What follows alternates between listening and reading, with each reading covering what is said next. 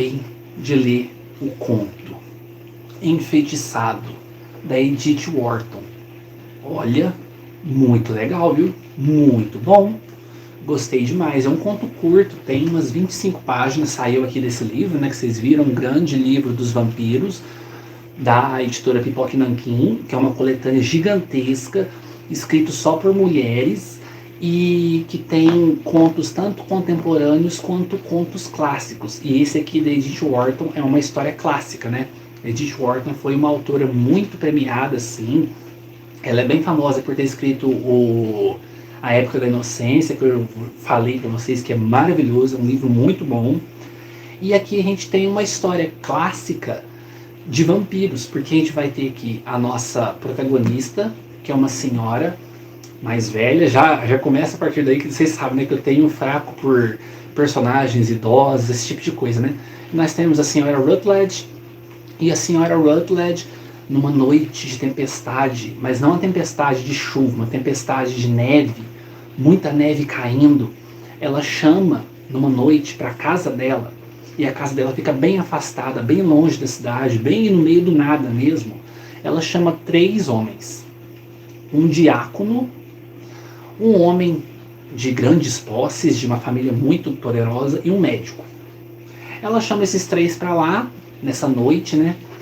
E com aquele tom meio sinistro dela, ela fala: eu chamei vocês aqui essa noite porque eu preciso da ajuda de vocês.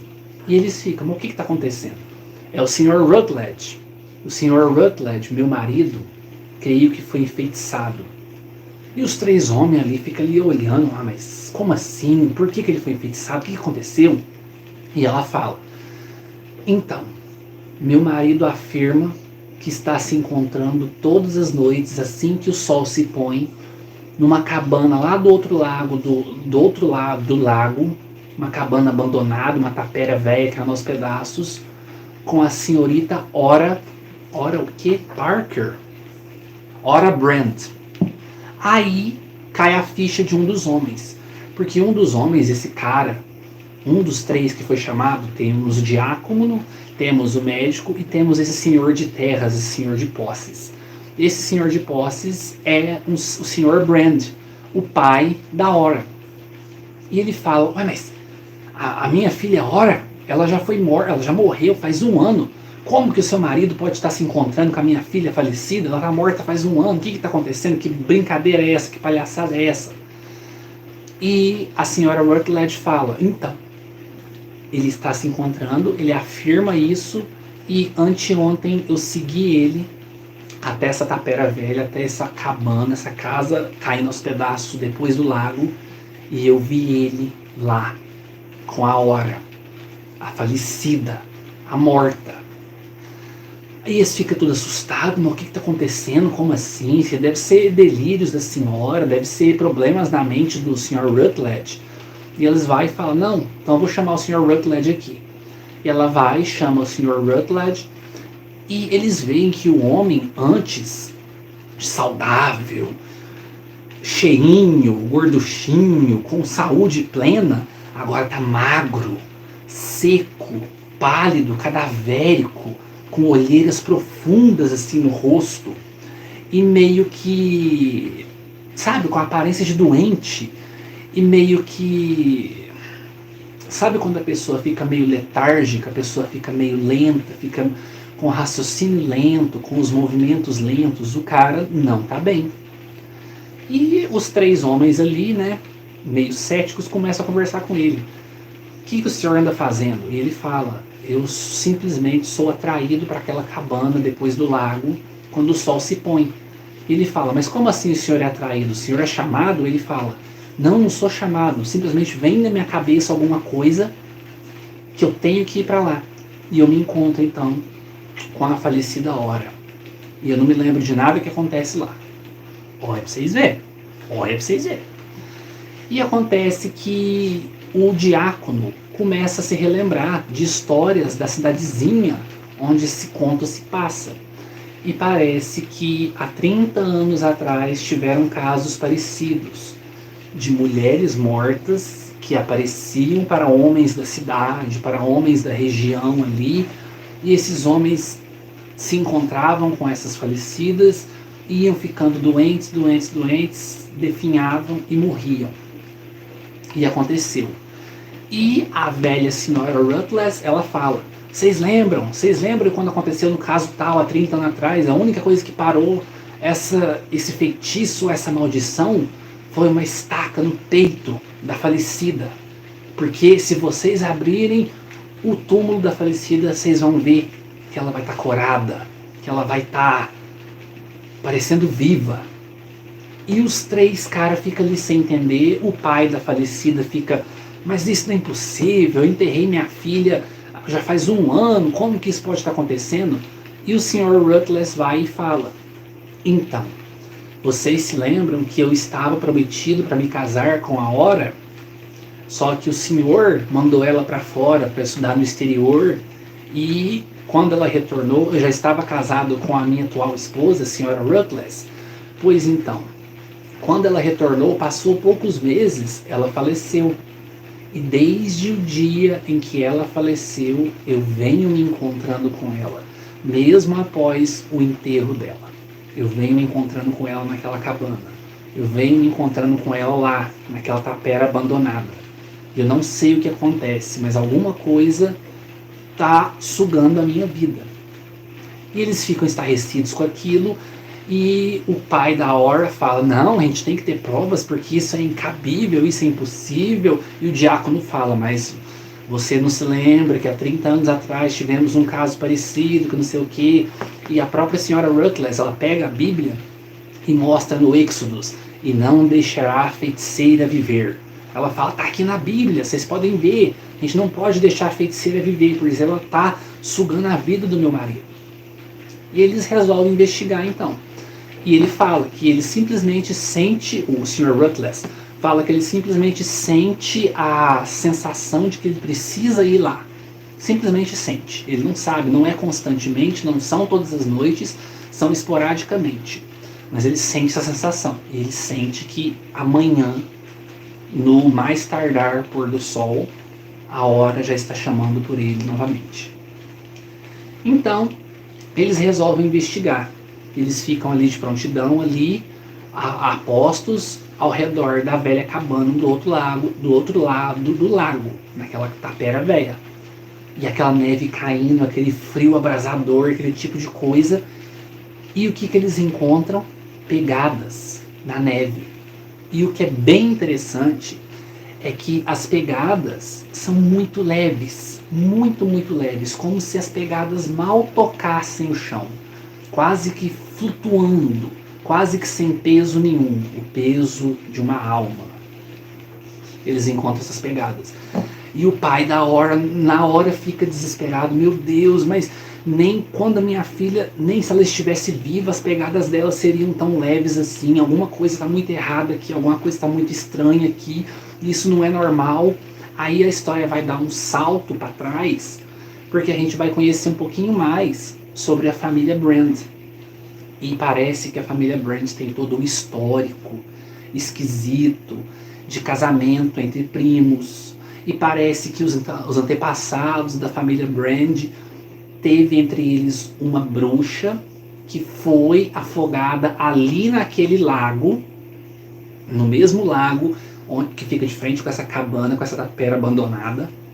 Ela foi afogada ali e parece que essa bruxa, eles mantinham ela trancada dentro de um porão com grades quando ela estava viva, para ninguém descobrir. Mas quando descobriram, constataram que ela era uma bruxa e afogaram ela. Mas quando ela estava viva, ela rogava maldições, ela tinha um temperamento ruim, ela matava animais com as mãos e comia. E parece que a família toda tinha uma maré de azar, tinha um mau agouro ao redor da família. E mesmo assim, a família tinha aquela relação consanguínea, se casando primos com primos. Tanto é que o próprio pai da Ora, ele se casou com a prima dele a contragosto de todo mundo da cidade. Todo mundo falou, não se casa com a sua prima, tenta purificar o sangue, porque o sangue da sua família tem sangue de bruxas lá para trás, tem sangue maldito, vamos tentar purificar esse sangue para poder ver se não acontece nada. Mas a contragosto ele foi lá contra gosto de todo mundo, ele foi lá e se casou com a prima e teve 2 filhas. A Veni, ou Venio, esqueci o nome, e a Aura. A Aura era a mais velha, a mais nova.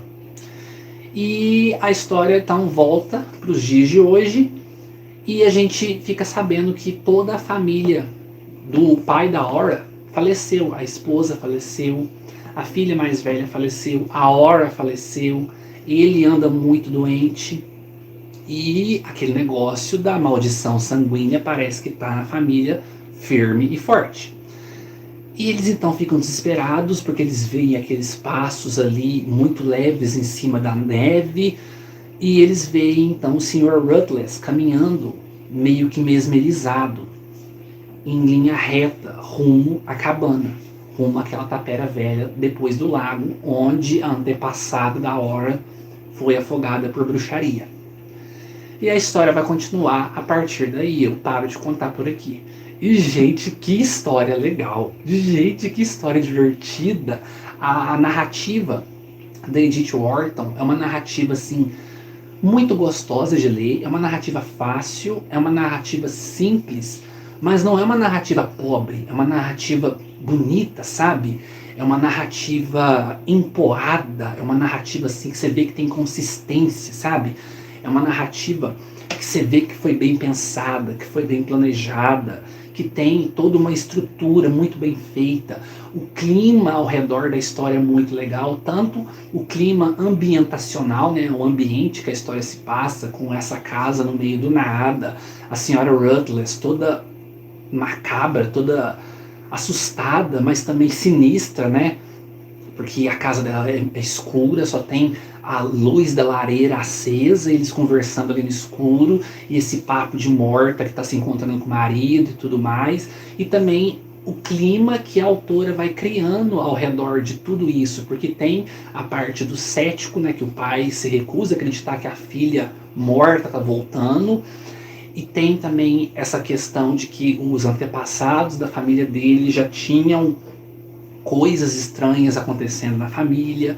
Então você tem todo esse clima, essa ambientação, essa atmosfera esquisita ao redor da história.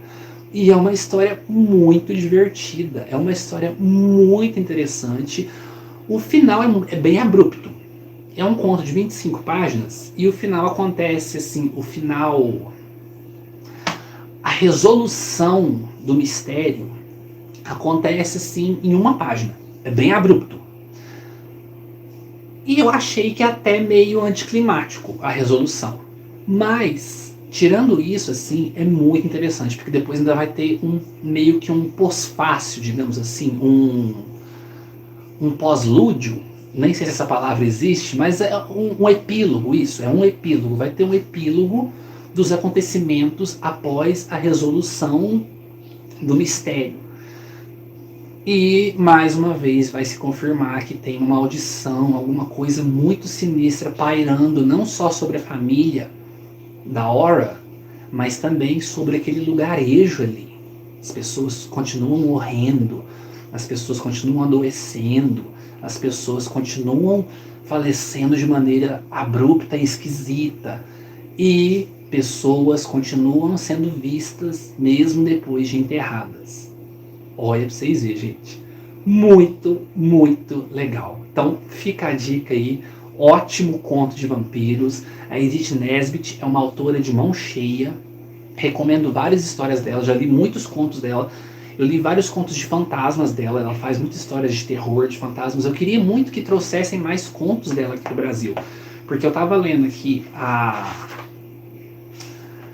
como é que chama, gente? A mini biografia que tem dela aqui, e dizem aqui então que ela lançou os livros, ela lançou 35 contos ao longo de sua vida, dos quais a maioria foram de fantasmas e terror.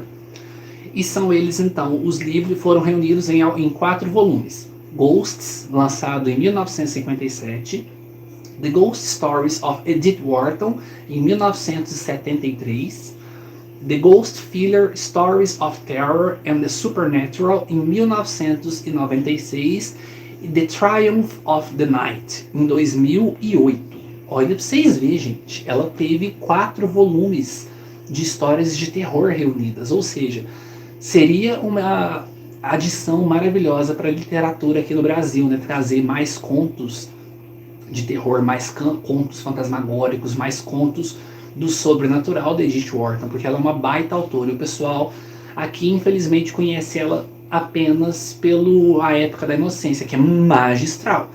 Mas ela tem essas outras facetas, né? E fala aqui também que ela escreveu, além desses contos, escreveu vários poemas, escreveu livros de viagem.